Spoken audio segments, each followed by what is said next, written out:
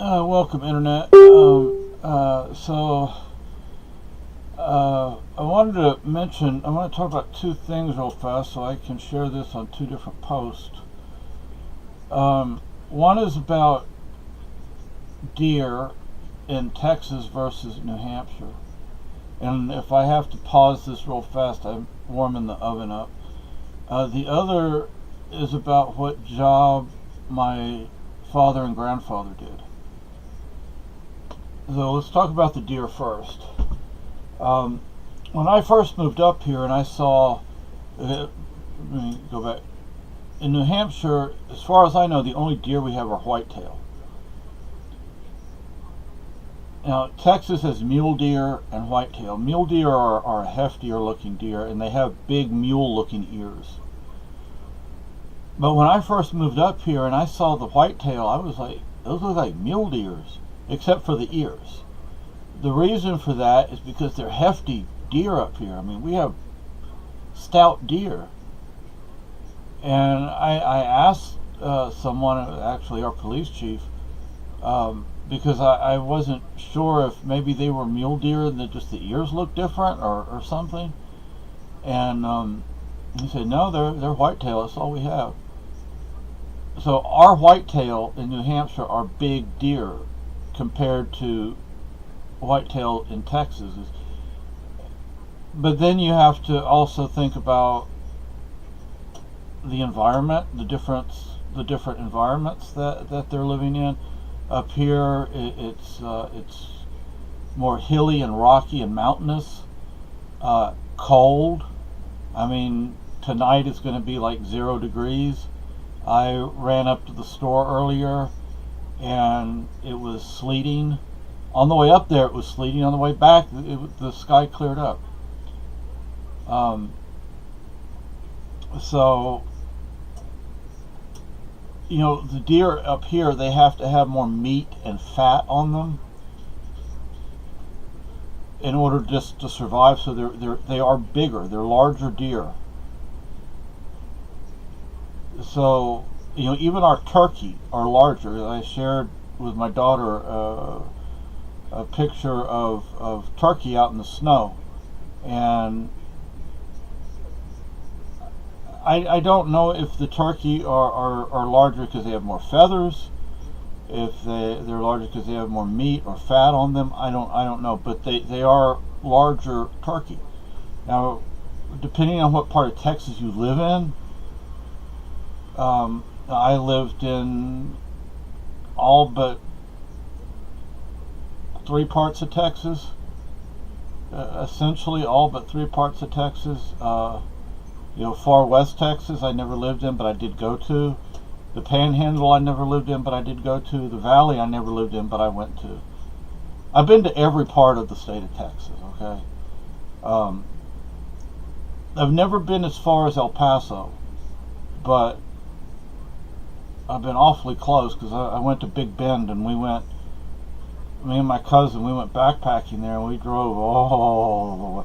We left San Antonio before daylight. We didn't get to the national park until after the sun went down.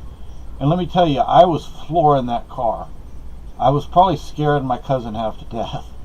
But it's a long drive in West Texas. Yeah, I've been to Midland. I actually, in elementary school on Okinawa, one of my teachers, she was from Odessa. They call it Midland, Odessa, but they're actually 2 different cities. But anyway, so, you know, the Texas Hill Country, it's rockier, it's hilly, it's dry. Hey, boo, be nice to your sister. So you get picked on by everybody, don't you? But they try to play with you. They're just too rough, and sometimes they want to be your boyfriend, don't they? Yeah, she's in my lap right now. She jumped up here. Anyway, Socks, you have to excuse. I do have pants on. I just don't have on a shirt. Socks, say hi.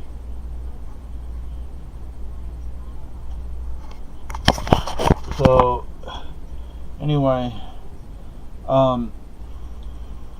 so they live in a different environment down there. They don't need the fat on them that they would need up here to survive. And up here they also have plenty to eat. Uh, I mean, they have plenty to eat up here. You know, West Texas and the hill country is a little more sparse when it comes to vegetation. Now East Texas and the plains, oh boy, the plains, there's plenty to eat for them. Especially if they get into the, it doesn't really matter if they're eating somebody's crops or if they're out there just eating the grass, the wild grass. But that's the plains. And then East Texas, somewhat similar to up here insofar as the piney woods. We used to call it the piney woods. And just don't step on the keyboard, Chuck. And but up here it's hilly, rocky, mountainous. But we do have a lot of pine trees up here, but we also have a lot of hardwoods. So, they're definitely different environments. It's just, I like the forested part of Texas, the East Texas. Well, last time I looked at a map, a lot of that part of Texas is city now. I remember when you had to go down back country roads to get from Houston to Galveston. These little, 2-lane roads, there may have been a stop sign, but there were no traffic lights. That was the only way to get from Houston to Galveston. And not now. Now Houston and Galveston, it's like one big city. The huge parts of East Texas are no longer piney woods. It's just city and suburbs. Not to my liking. I don't like cities. I can't handle that. Last time I went to Houston, a road like Main Street in Keene, well, it was like 5 lanes in each direction, plus a turning lane. I'm like, my goodness, how can anybody live like that? But people do. I couldn't live like that. No way. I mean, San Antonio, I lived there for 20-something years, and now it's the 10th largest city in the country. Texas has several of the largest cities in the country: Houston, Dallas-Fort Worth, San Antonio, Austin, Galveston. I don't know what are the other cities. El Paso's big. Amarillo is probably big today. I mean, when I was in Amarillo, it wasn't much of anything. But anyway, so the next thing I want to talk about is the USS Shasta 86. It was my dad's ship.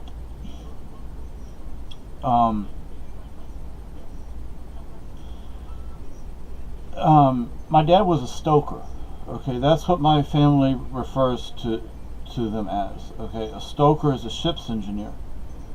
Now, back in the day, a stoker literally stoked the fires, shovel coal into the furnaces. If you've seen the movie Titanic, there is a scene in there where they're in the engine room and the engineer is yelling at them to stoke the fires. Well, my father and grandfather both literally stoked the fires. That's how they started out. Now, it's a general term to refer to engineers as stokers. It used to be. I don't think it is today. Somebody was saying that there's a different name in the U.S. Navy for a stoker or for a ship's engineer or whatever. And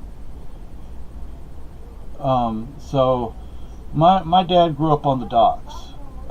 Everybody on all the men on my dad's side of the family were either stokers or longshoremen. That's what they did. My dad, he had lost most of his teeth. He was when he was young, I mean in his teens and 20s, he had lost most of his teeth because that's a rough life. Well, there's some tough SOBs out there working. So, so it was a rough life. And he didn't want me to grow up that way. And I'm glad, He didn't want me to grow up that way. But so my dad was a stoker. That's the general term. Also I think we have to take into account my dad was Canadian, and maybe in Canada they did and or do refer to things differently. So, during World War II, my dad was a stoker. He had been a stoker before World War II. And my grandfather was actually a ship's engineer. He was first engineer. I don't know what ship he was on, but he was Canadian Navy. I owe him some too. And my father ran away from home, joined the Canadian Merchant Navy, which they would call the Merchant Marine in the United States, and worked his way over to England. Now, my grandma, she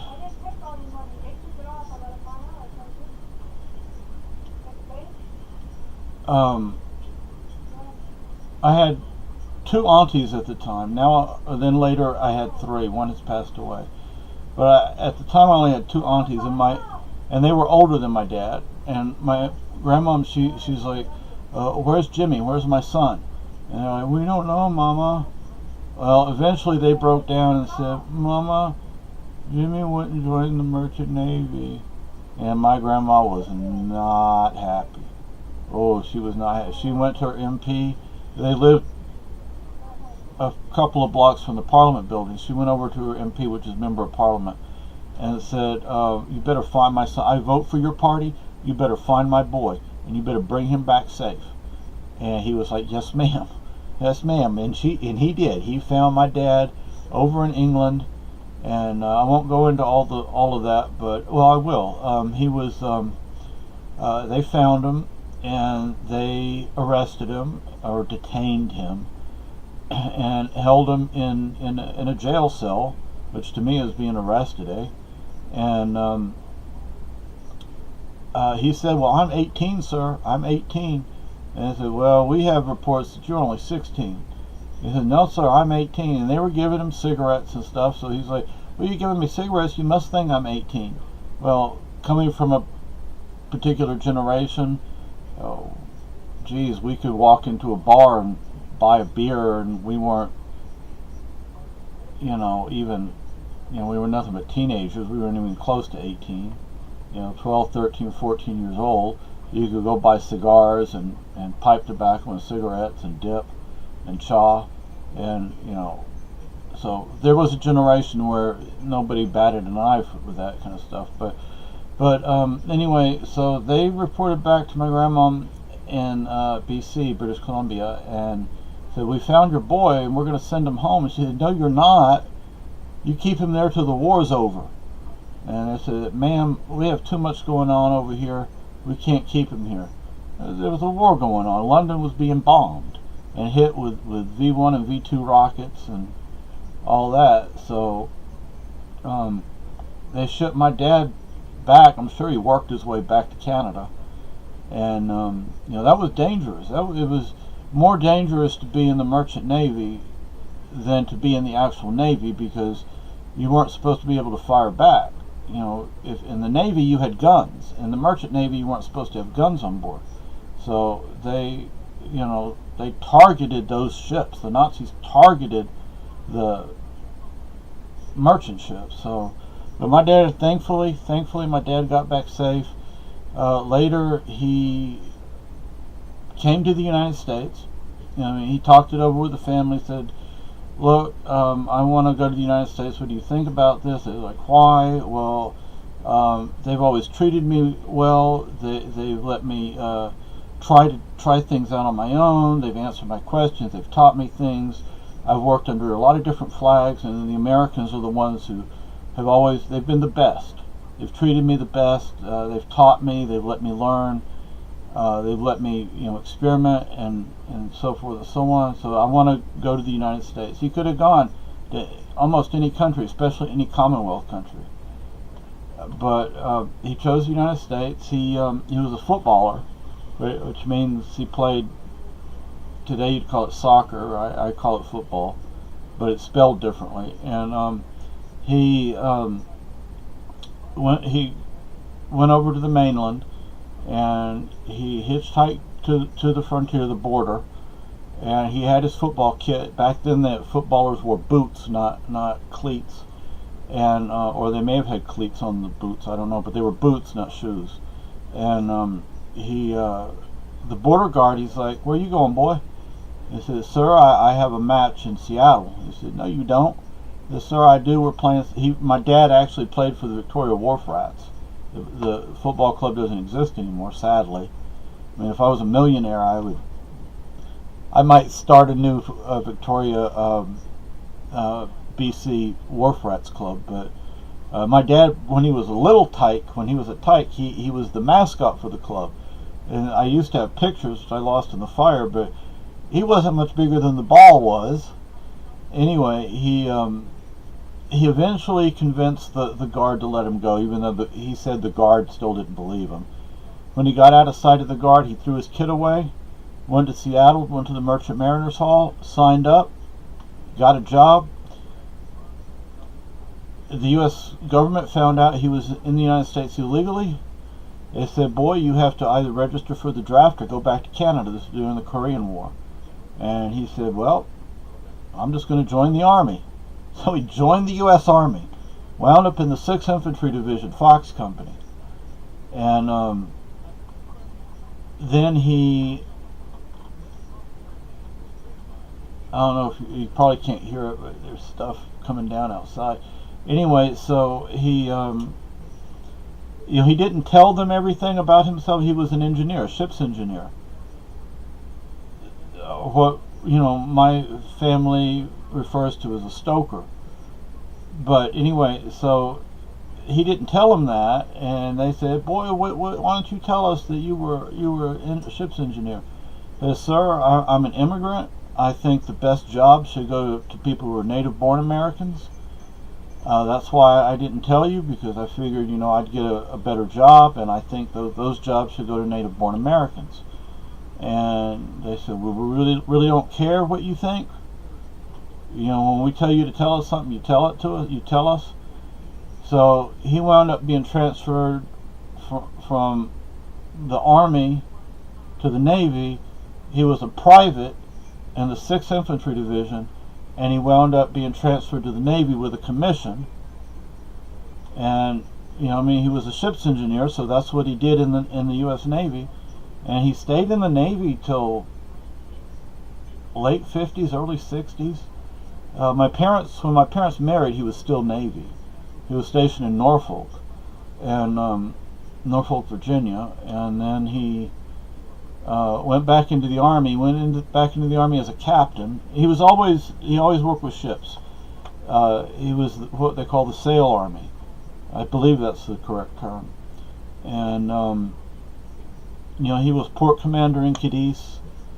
There were actually 5 ports that he was in charge of, but Cadiz was the only port where ships would come in pretty much every day. Sometimes multiple ships would come in, and he was responsible, to make sure that the supplies came in, that they were offloaded, that they got to where they were supposed to get to, and all that kind of stuff.